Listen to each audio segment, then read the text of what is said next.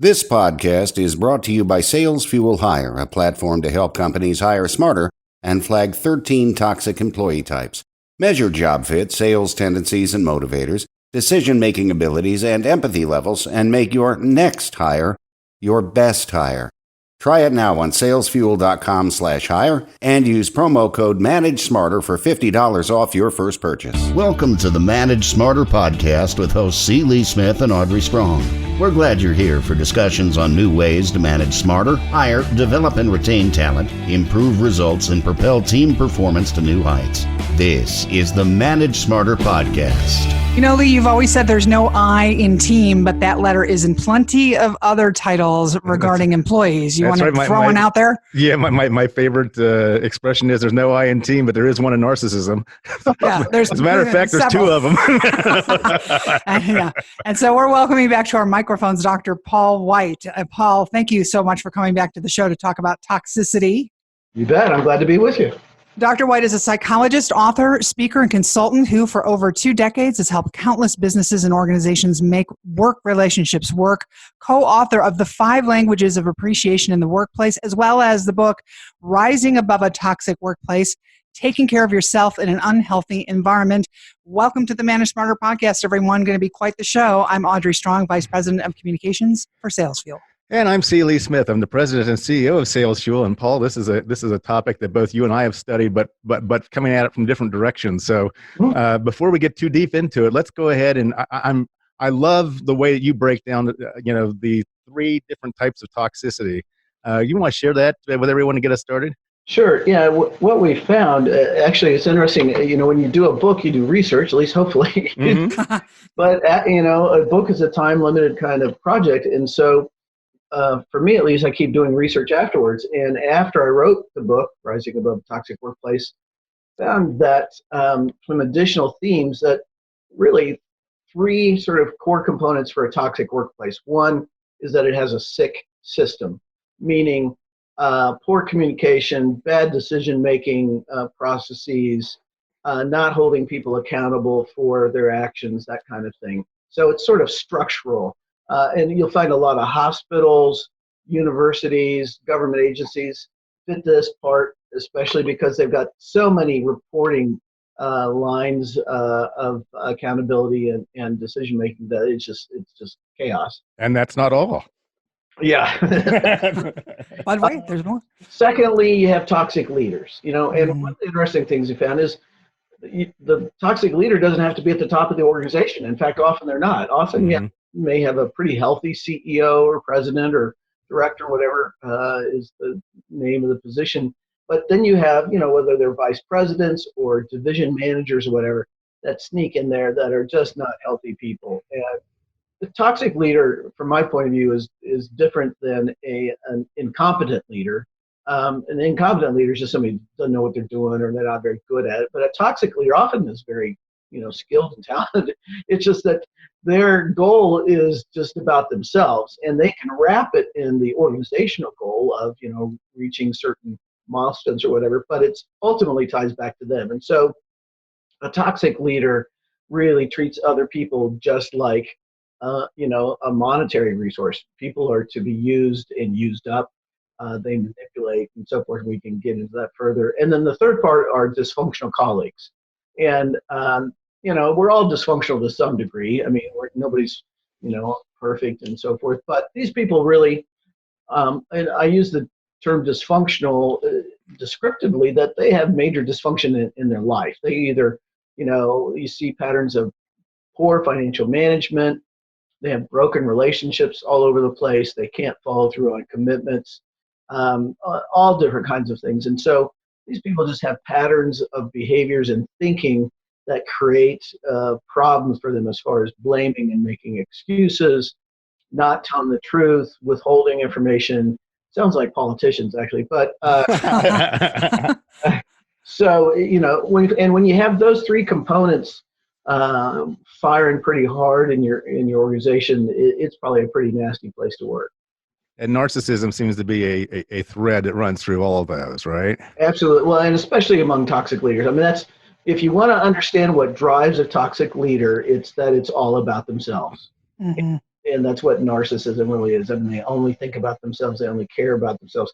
They can be very socially skilled and make you feel like they care about you, but they really don't. So at the same time, they're manipulating you and you don't even know it. Exactly. Yeah. So what do you do if you work in an organization, you have a toxic leader that has zero self-awareness and is like a strong narcissist? Mm-hmm. I mean, what are your tips for coping with that?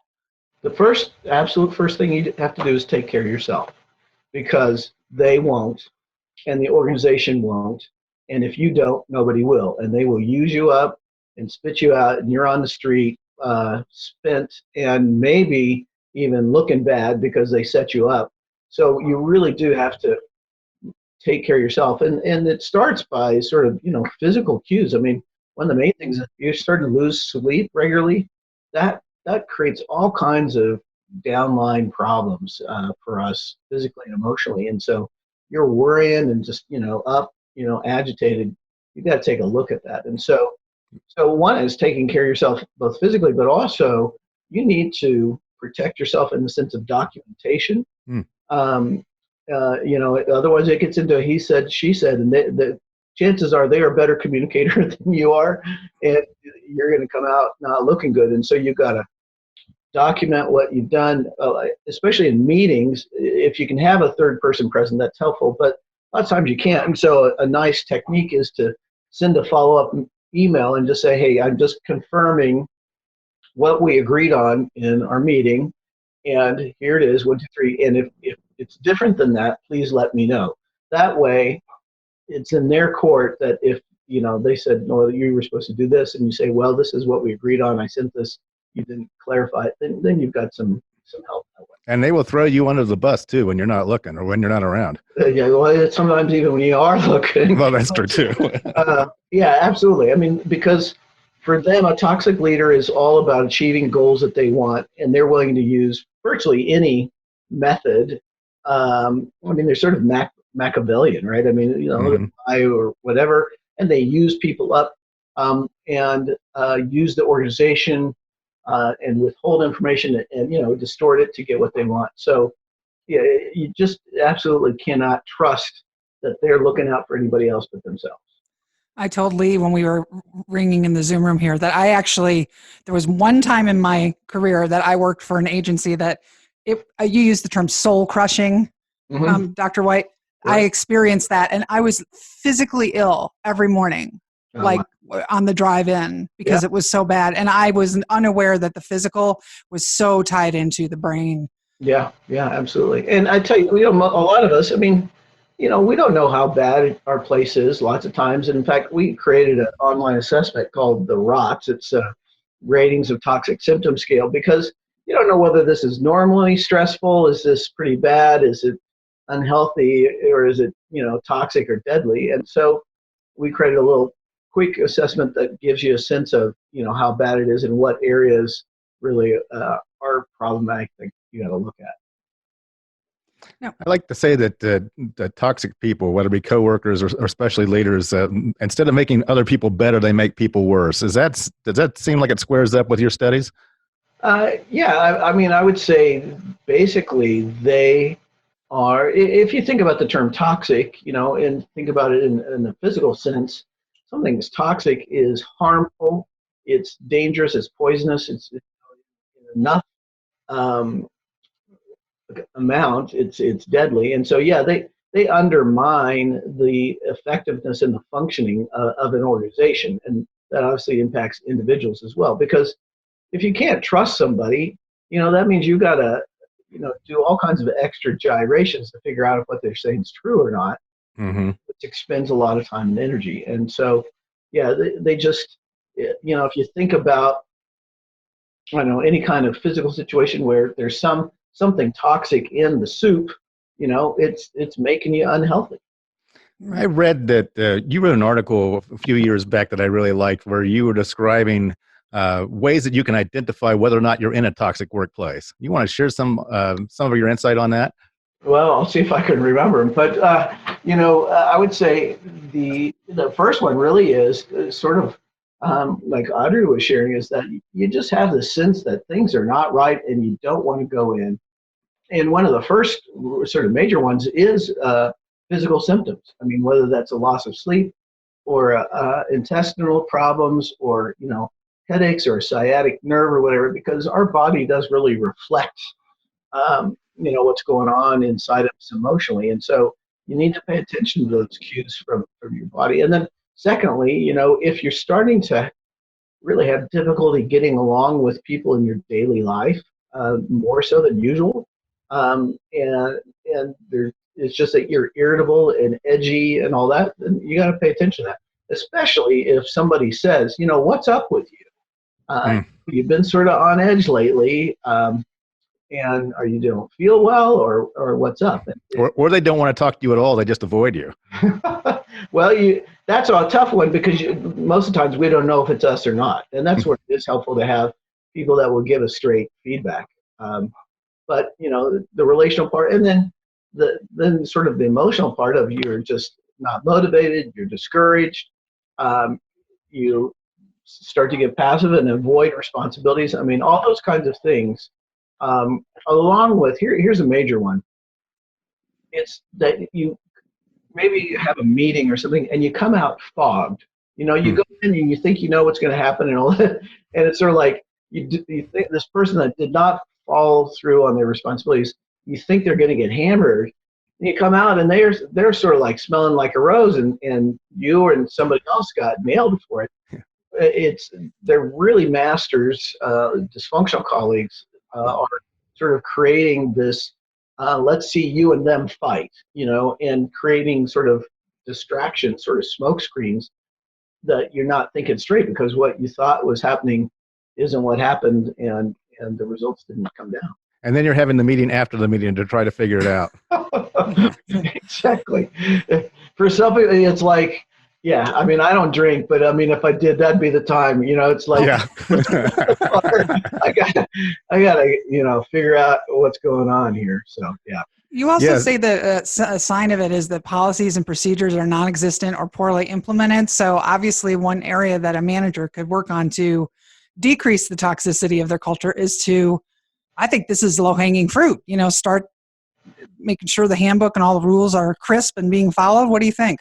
Yeah, absolutely. And I would say even a step before that, I was just reviewing my notes for a webinar I'm going to be giving. And the first step that you can take is just try to focus on direct, honest, maybe sometimes you have to limit the openness depending on how, dysfunctional a place is, but communication that there it is directly with people versus indirectly.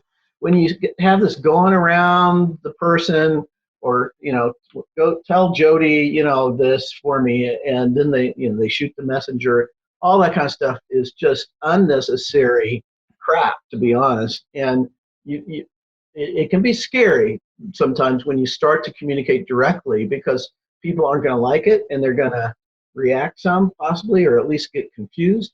And you say, look, I'm not, I'm willing to do this, I'm not willing to do that. That's not part of my job responsibilities. That's, Sam's, and, make them do it. I'm tired of carrying their load. So sometimes you just got to be direct to the point. And then the part that goes along with that is both making things clear about what's expected and then holding people to it. I find that one probably of the best things people can implement is how to have a successful meeting, especially at the end, and that is to clarify what decisions you made, and if you didn't make them, what do you need in order to make the decision, and who's going to get that information. So, but let's say you made a decision, who's responsible for seeing it enacted? Not that they have to do it, but they're responsible to make sure it gets done, and by when it's supposed to get done, set a date, and then how you're going to monitor that. Are they going to let you know, or are you going to follow up at the next meeting? If people follow those 4 steps, determine what you've decided, who's responsible for it, set the deadline, and how you're going to follow up to make sure it's done, life would go so much better in so many organizations. I used to be in so many meetings that we talk for an hour and walk out and we had no clue what we decided, if anything, or who's going to do it. You mentioned some of these toxic people about some of, how you go into a meeting and they did something wrong and you didn't, but yet they end up, smelling like a rose and then you get blamed for it. So what are some of the techniques that these folks use in their communication to try to, they're survival skills for them, but somehow that they escape the blame. So immediately I'm thinking of things like redirection, blame shifting, stuff like that. Right. Well, and the other part, I mean, it really follows back to a lack of clarity of who was responsible for what. Often, most tasks are carried by more than one person. Especially in an organization, you're doing multiple things, and so it's like, Joe's doing this and Cindy's doing that, and they dovetail together, but we don't clarify who's responsible for what part, and then they're just great at slipping and sliding around and blaming and making excuses. And usually it's back on the person who wasn't clear in their communication. They can make them look really stupid.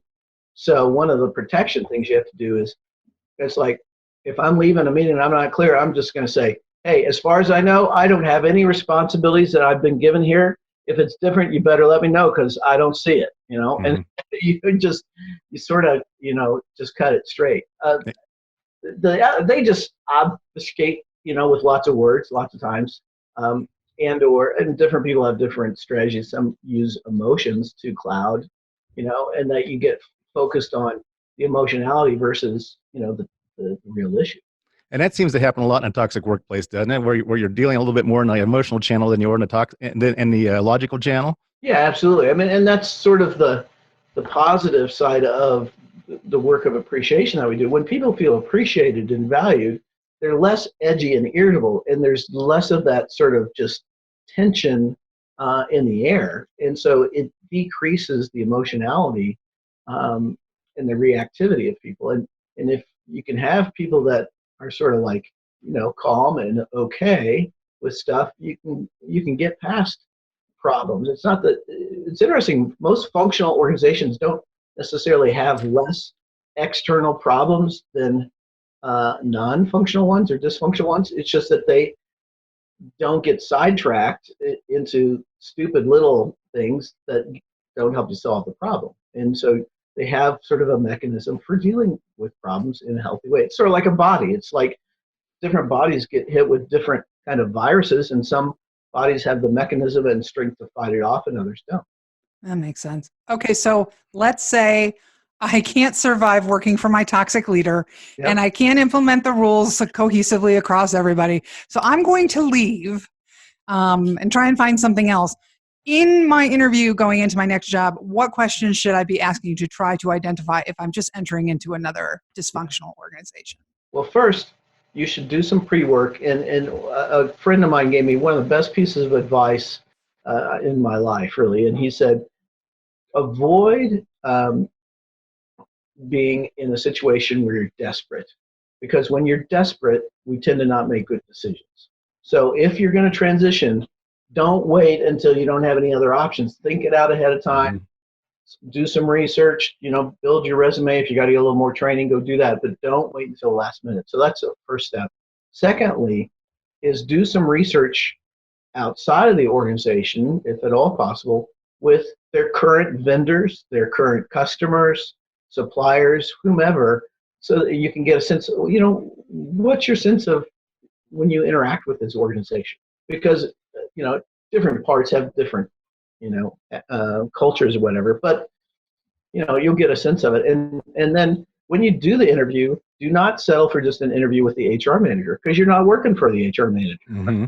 You're going to be working for someone else. And so you need to be able to interview, maybe shadow, ask to talk to somebody who's there, even if they're, a person that's happy, that's fine. You can still find out information. I find that when we're interviewing, we tend to think that it's improper for us to gather information about them. Absolutely not. It's our life that we're going to do for the next several years. And if they're not willing to share, just say, have a nice day, or It tells me everything I need to know. And if you're applying for a sales position, then the best person to talk to is another salesperson. One, because salespeople like to talk, but two, it's also, they live, the environment that in which you might be entering into. Yeah, and they're going to tell you about a support and whether,